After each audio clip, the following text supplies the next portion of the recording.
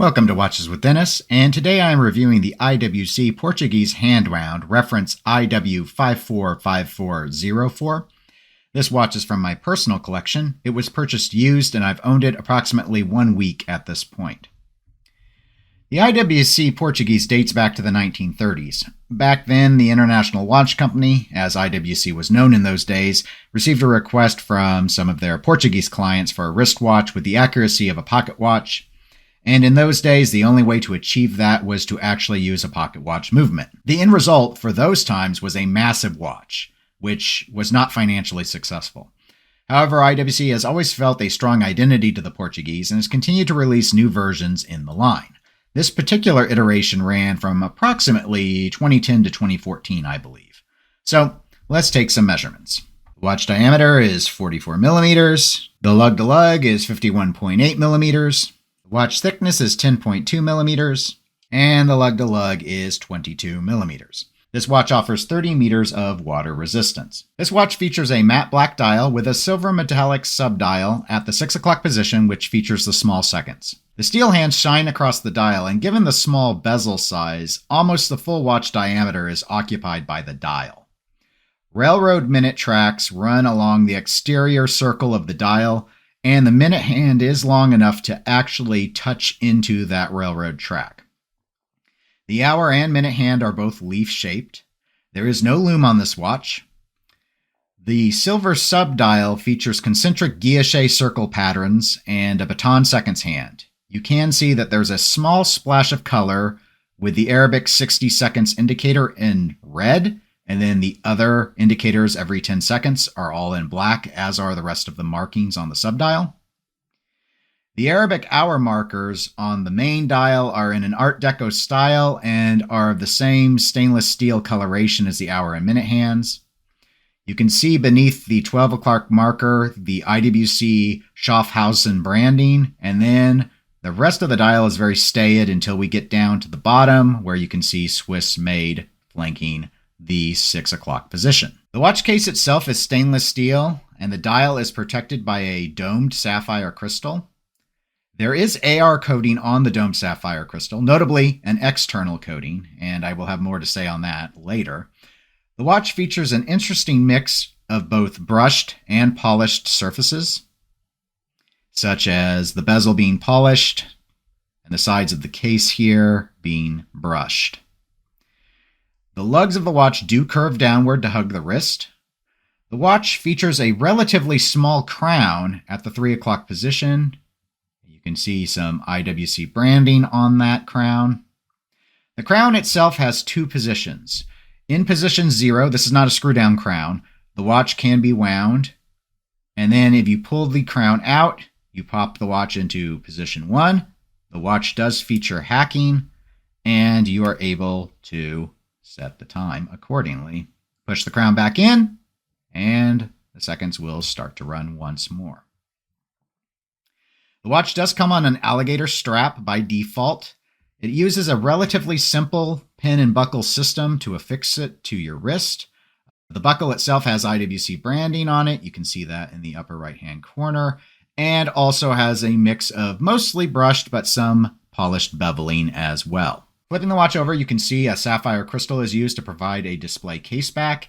Inside is the caliber 98295. This is actually a pocket watch movement, much like the original Portuguese watches used. The movement is hand wind only. It has 18 joules. It beats at 2.5 hertz and offers approximately 46 hours of power reserve. There is quite a bit of decoration on this movement. You can see there's some beveling on the dark gray rhodium plating of the 3/4 bridge and the balance cock. In addition, you can see that the base plate features some circular satination, and there are sunburst patterns used on both the ratchet wheel and the crown wheel. See if I can get close enough for you to make that out. You can also see the extended Joan Arrow index regulator for the balance. And there's also a very sizable hacking lever, which let me see if I can go ahead and pull this crown back out so you can see it engage here. Look in the upper right portion of the screen if I can get enough light on it. There. And so it's applied against the balance wheel itself. I will push the crown back in. You'll see it pops back out and the balance is once again free to oscillate. Given this is using a pocket watch movement and we have a display case back, you can actually make out quite a bit of the mechanical components a lot easier than you can on a wristwatch movement. So there's a lot here for the eye to enjoy. I did place this watch on my Timegrapher, and I got an average across all 6 positions of a ½ second per day loss. My range of readings was as slow as a loss of 6 seconds a day to as fast as plus 5 seconds per day. And here is a look at the watch on my 6.75-inch wrist.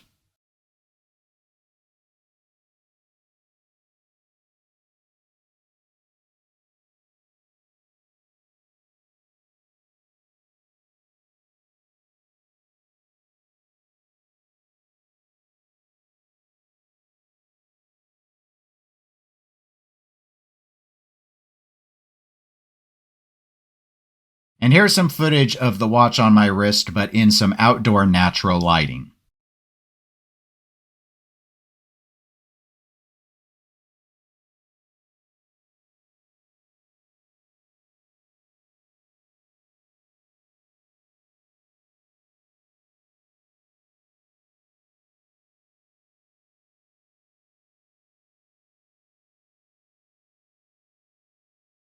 So, what are my overall thoughts on this watch?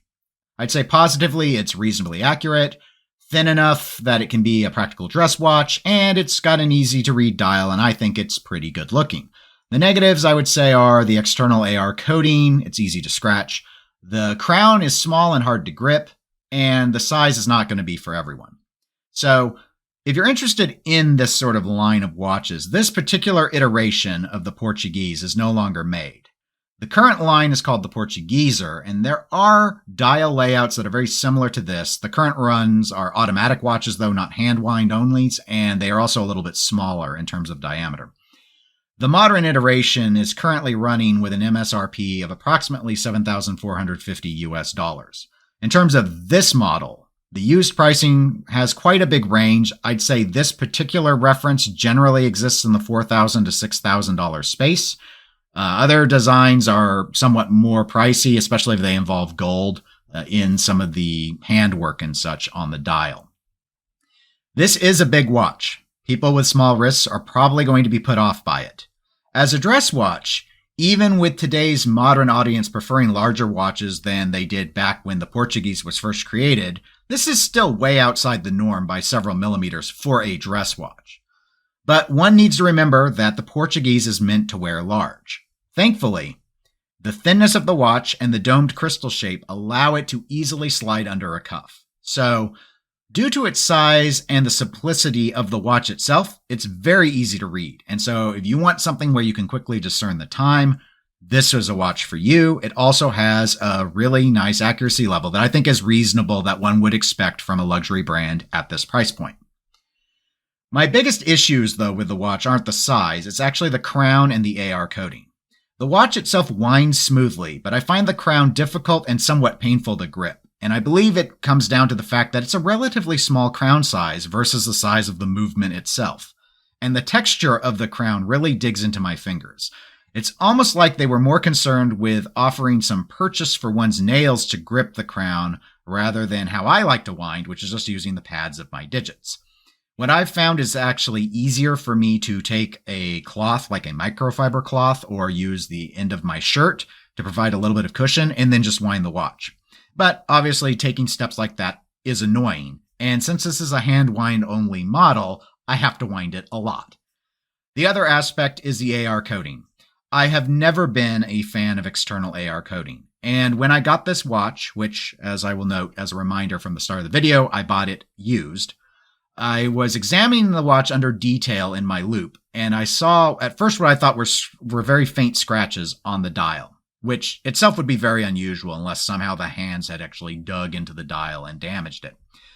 My viewing angle seemed to make a difference, and then I started to suspect maybe there was an actual scratch in the sapphire crystal, which again, for sapphire, fairly unusual.